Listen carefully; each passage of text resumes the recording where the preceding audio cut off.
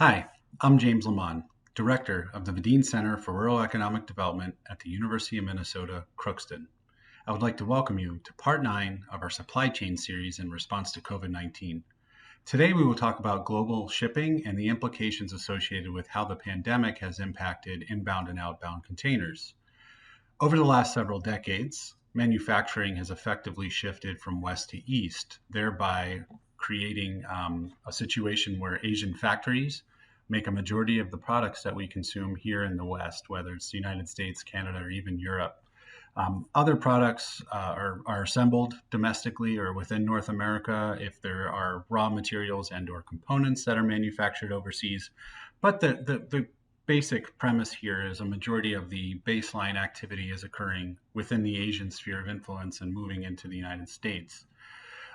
So when a container departs an Asian port, it hits a West Coast facility. There's typically a land bridge in place so that we can move to distribution centers. Those are typically major cities in the United States. That can be accomplished via truck or via rail. If a product is moving to Europe, sometimes it's done via land bridge. Other times you'll see utilization of the Panama Canal or transport to the Straits of Malacca, depending on where it stops, and then the Red Sea if necessary, the Suez Canal basically.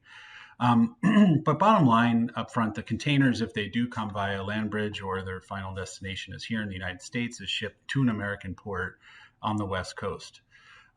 This is usually a higher inbound to outbound ratio due to the fact that we've become very dependent on imports from Asia. So we have fewer containers that we export material with than what we import material from Asia with for that imbalance. With COVID-19, that balance was effectively accelerated. So initially in December of 2019 and January and February of 2020, major lockdowns in East Asia occurred, therefore locking down factories, ensuring closure across the region.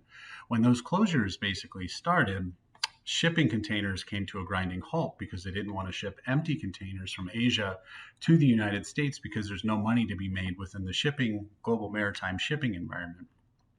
So that resulted in 350,000 container shortages, or 350,000 containers per week in terms of a shortage. That created a major choke point or constraint for shippers in the United States that could no longer access containers to move their product to Asia because they just simply couldn't access either 20 or 40-foot units. As a result, rail began to shift scheduling as well, thereby creating additional constraints on producers and shippers. This particular container imbalance now has been in place for about 6 months. And then even as Asian activity increases because COVID has been reduced, demand in North America and other Western nations has been reduced due to a slowdown in economic activity.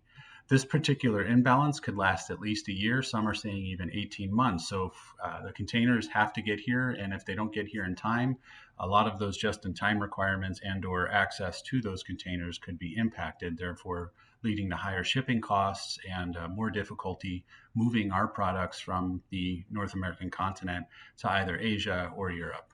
I would like to thank you for joining us for part 9 of the supply chain series. Have a great day.